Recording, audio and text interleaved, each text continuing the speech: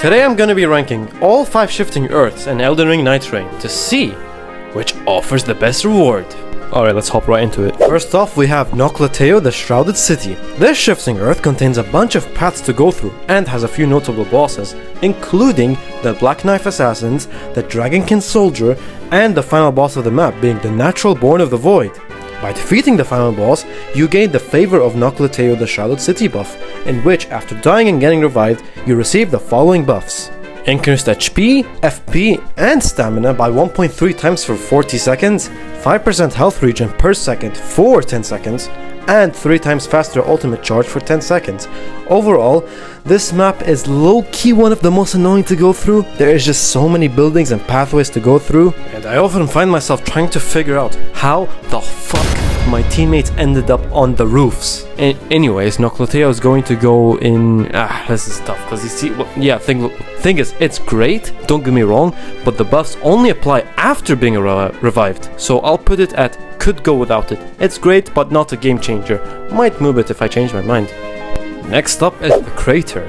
It's literally in the name. It's a huge crater that requires you to go down and deeper until you have reached the bottom.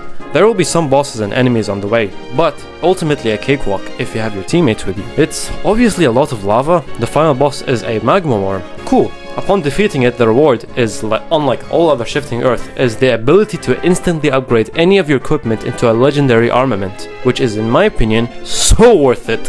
A top tier weapon always goes a long way, especially later on in the expedition, so getting a legendary weapon is not always guaranteed, and even then you won't get what you want in some cases, so being able to transform any weapon you have into a legendary is amazing.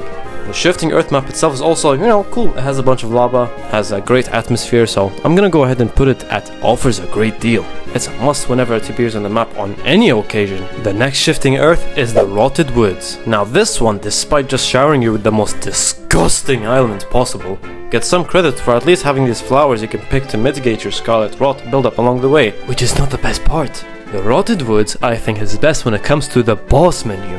It serves you some absolute juicy enemies. I'm talking so many bosses for you to take down, and by juicy they are all top tier, each rewarding you with top tier loot, so going through the Rotted Woods late game will instantly basically guaranteeing you level 15 and a hefty loadout.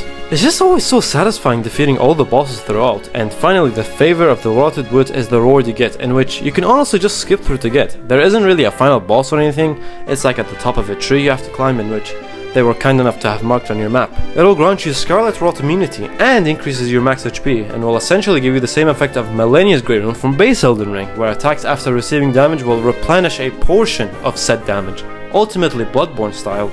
Although one specific boss in particular will completely ignore and disable that buff. It's a great buff, it's definitely situational but easy to get once it's there and better than nothing. It, in my opinion, offers a great deal. Not just the favor, but provided the amount of top tier bosses includes.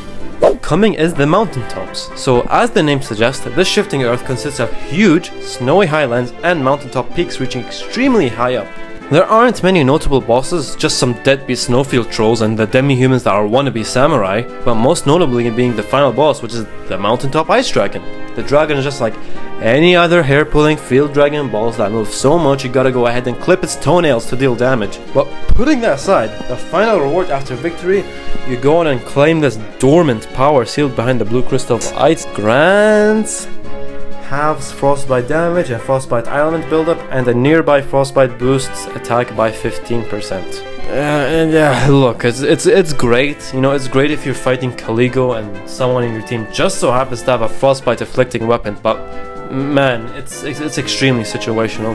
Considering how annoying it is to go through, and you're constantly being blinded by the icy wind towards the end, it's like going to the grocery store to buy groceries, but all you end up buying is junk food. You could just pretty much go without it if you're going up against literally any other Night Lord other than Caligo. So yeah, it could go without it. Before we continue, if you made it this far, do make sure to subscribe for more tier lists like this, and comment below whether you agree or disagree. Alright, back to the video. Last but not least, we have the Great Hollow. The Great Hollow is part of the Forsaken Hollows DLC, and right off the bat, hot take, I love this map. I don't know, man, it's just beautiful, has a very soothing soundtrack. I mean, just listen to this.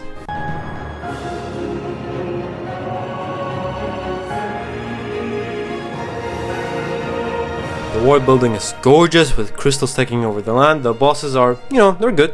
I do wish they brought more Shadow of the Erdtree content though. I mean, come on, they brought the Fire Knights and Divine Beast Dancing Lion and Divine Beast enemies. Yeah, those were cool, but like, no weapons from the DLC. We could have gotten more enemies. I just don't get it. But that aside, let's talk reward.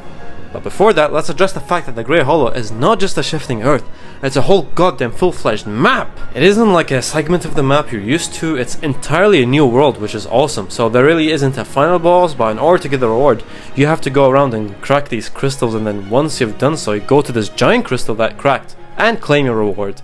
And this one, in my opinion, a lot of you may disagree with me on this, is the best favor of all the shifting earths.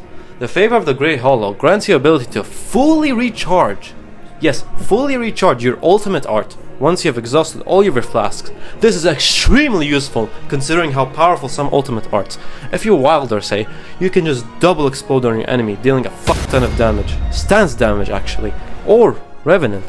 Her ult is granting all allies literal immortality for unlimited time, so making that twice as long is broken.